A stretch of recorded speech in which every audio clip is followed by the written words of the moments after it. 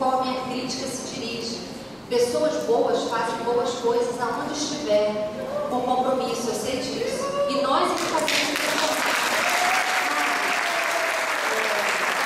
a estratégia política do programa Brasil Alfabetizado traz problemas, como por exemplo você ter um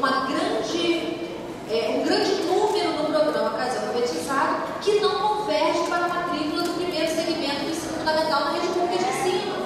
Então hoje você ter uma resolução que prevê essa transferência é uma forma de você minorar uma questão aí que já estava, vamos dizer assim, desvirtuada desde o seu início. Porque a gente vem lutando, e isso desde a inauguração do programa Brasil Alfabetizado, para que a alfabetização de adultos seja compreendida como ensino fundamental, como parte do ensino fundamental, né? Então eu listei, e aí quando eu falo eu, não é a minha pessoa, não é, mas é o movimento dos coletivos dos quais eu venho participando, né? Nós discutimos esse tema no Estado, discutimos o tema no Sudeste, no Verejo do Sudeste, e é meio que consensual de que, olha, se a gente for ver mesmo quais foram as conquistas e comprometimentos, de uma maneira bem focada, é a questão do livro didático, é o reconhecimento como modalidade de educação básica, né? A questão do Fundeb e esse estímulo a matrículas, porque o que a gente quer é justamente avançar na ideia de construir uma educação popular dentro da escola pública, não a escola pública apenas emprestando um espaço, alocando, como muitas experiências fazem, mas como parte orgânica e integrante de uma política permanente. Agora, se no anterior eu coloquei alguns, vejam que ali eu coloquei tantos, né? Tantos esquecimentos. E aí, assim, vocês podem ler, mas eu vou escolher 3, né? A desarticulação das políticas propostas como programas e projetos por meio de ações ainda fragmentadas, ainda temos sobreposições de ações. O que significa você ter um PROEJA FIC, um PROJovem e a EJA de uma escola municipal? Se não a sobreposição com o mesmo direcionador, né? E políticas que às vezes estão assim, uma quadra de distância e que ficam ali às vezes disputando o aluno, como por exemplo os 100 reais do PROJovem em relação a algumas redes que têm um projeto pedagógico próprio, que vem desenvolvendo. Em algumas regiões os 100 reais do PROJovem estava disputando o aluno, né? Então a necessidade de investimento na formação humana em detrimento de uma formação tecnicista mercadológica. Então a gente pensa assim, mas isso ainda. Ontem à noite, que me desculpem, não quero ofender ninguém, mas eu fiquei com um mal-estar muito grande ouvindo palavras como expertise, cursos com grande potencial empreendedor. Vocês repararam isso? É isso que eu quero. Eu vou escrever aqui cursos empreendedores. Então, assim, esse é o nosso foco, é para isso que a gente vem ao EJA, é isso que a gente quer referendar, não é? Cursos com alto grau de empregabilidade, ou então assim, direcionamos para eles aquelas profissões que ninguém quer. Não sei se vocês repararam isso. Então eu fiquei completamente incomodada e novamente pensando, como é necessária essa conversa, como é necessário a gente retomar nosso foco, qual é a nossa missão no sentido assim, qual é o foco, qual é a pauta, né? Vamos lá, as políticas intersetoriais que precisam atuar de forma integrada, que a gente já fala disso há anos e anos e anos, né? A EJA não dá para pensar a educação de jovens e adultos com qualidade social sem pensar na intersetorialidade. Mas, por outro lado, a saúde, até hoje a gente consegue nenhuma articulação de saúde, educação, esporte, cultura, lazer, né? A revisão do valor per capita do Fundeb, quer dizer, está esquecido, né? Alguém está discutindo isso já? A gente tem como horizonte a mudança, a equidade de fato, né? Que está no parecer no 2000, a função equalizadora. E quando colocam que a gente tem um valor menor, inclusive está ferindo a própria legislação, que a gente não está tendo um tratamento equivalente. As discussões acumuladas na rede de fóruns em relação ao ensejo despeito do que a gente pensa, do que os estudiosos da EJA pensam, do que o próprio MEC e a SECAD, pelo menos quando companheiros dos fóruns estavam lá na SECAD, eu me lembro que eu tenho assim, lembrança de várias vezes estamos dizendo, bem, o INSEJA está aí, né? E continua. O INSEJA criado lá no governo Fernando Henrique Cardoso e continua até hoje, a despeito de qualquer crença. Ficou, assim, a discussão sobre rediscutir o INSEJA e o que aquilo representa, ficou lá nos esquecimentos. E era uma pauta nossa, né? O quanto, em alguns aspectos, o INSEJA, de certo modo, é quase uma reedição dos exames de madureza. De que não precisa ensino-aprendizagem, faz a lição e certifica. Bem, fortalecimento dos conselhos municipais de educação e de conselhos estaduais e municipais de educação e conselhos do Fundeb, no tocante às discussões em torno da EJA e outras, que assim, ficou no esquecimento, porque efetivamente nós não avançamos, né? A oferta da EJA em todos os turnos, algo que é tão básico e que a gente discute, é um acúmulo nosso de tantos anos. O que caracteriza a EJA não é o turno, noturno, né? Mas o público ao qual se destina. E até hoje, por esse Brasil afora, qual é o atendimento à EJA hegemônico nas redes, noturno? Então ficou lá esquecido também, não é uma discussão nova, né? O acesso a todos os espaços da escola, porque isso tem ligação direta com a qualidade que se oferta na escola pública. A gente quer a EJA como política pública, orgânica do sistema, mas quer tudo que esse sistema dispõe. Então, acesso a todos os espaços das escolas pelos estudantes da EJA, como laboratórios de ensino, salas de informática, biblioteca e o que mais aquilo lá tiver, né? Essa é uma pauta de luta junto com o acesso. Não dá para aparecer, não basta entrar, não basta ampliar vagas, mas é a natureza da política que a gente quer para o jovem e adulto da EJA. E não se faz uma educação de qualidade sem pensar em tudo que envolve a educação de qualidade. Até hoje ainda é uma realidade, e não é só no Rio de Janeiro, a escola estar aberta para os alunos jovens e adultos só à noite e só em salas de aulas acesas. Laboratório trancado, biblioteca trancada, quadro de esporte apagado. Então, isso é pauta de luta permanente nossa.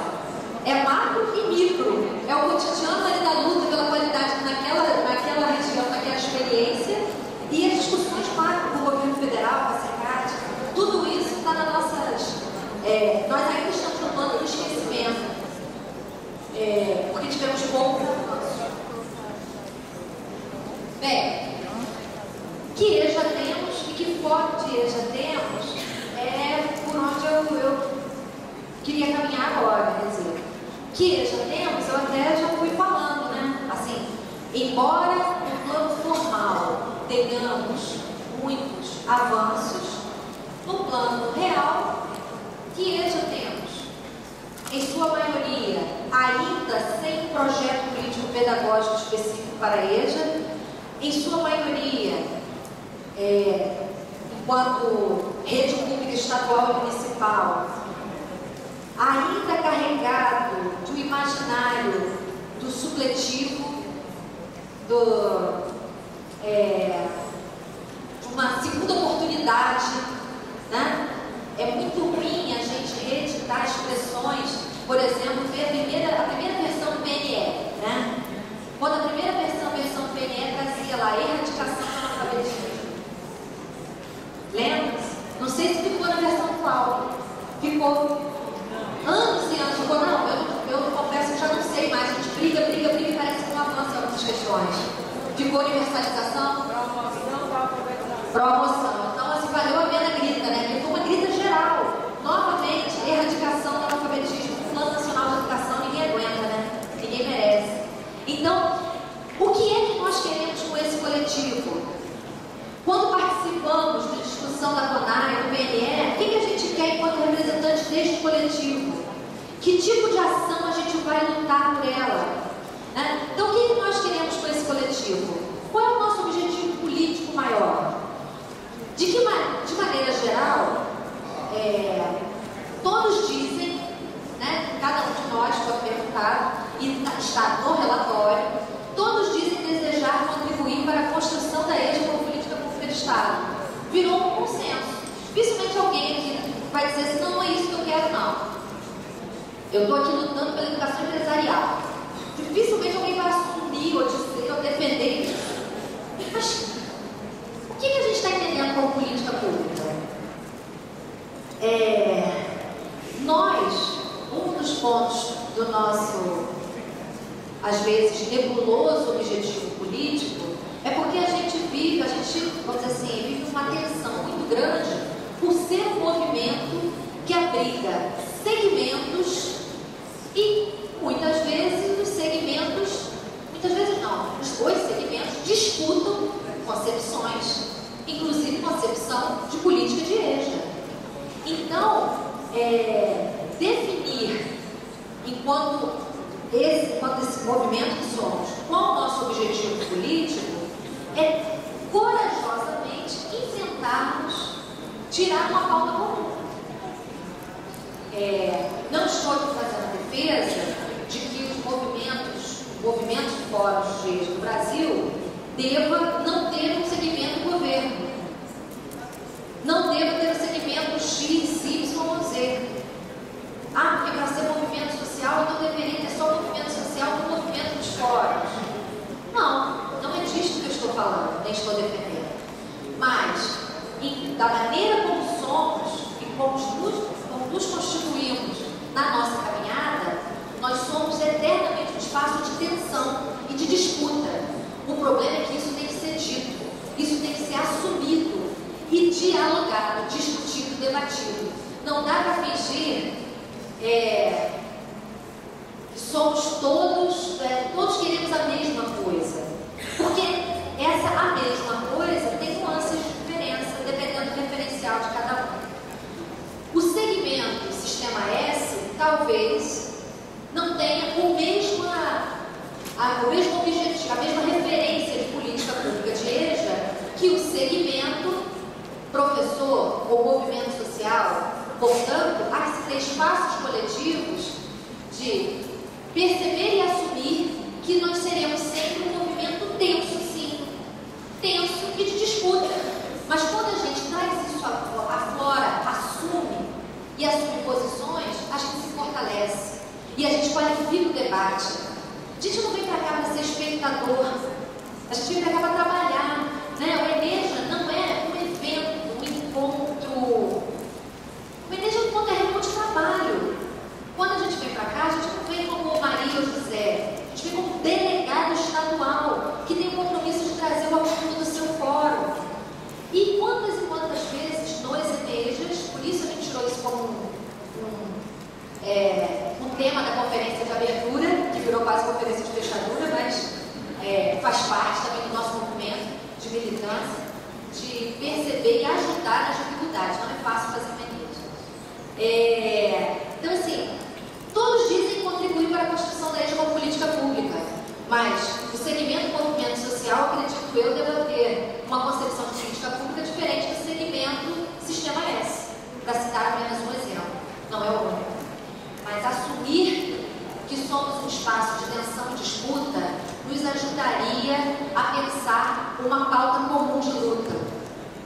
Né? Qual tem sido a nossa forma de lutar para que a EJA seja política pública de Estado?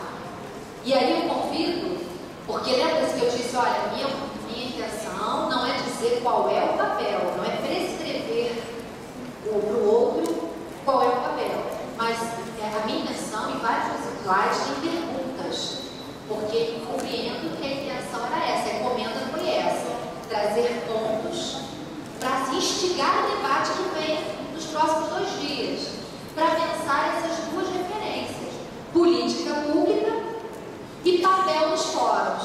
E a interseção disso, qual é o papel dos fóruns diante das políticas públicas, seus avanços e seus esquecimentos. Então eu fiquei pensando e quero trazer para vocês dialogando assim, que questões a gente precisaria se fazer? Quais as perguntas nos alimentam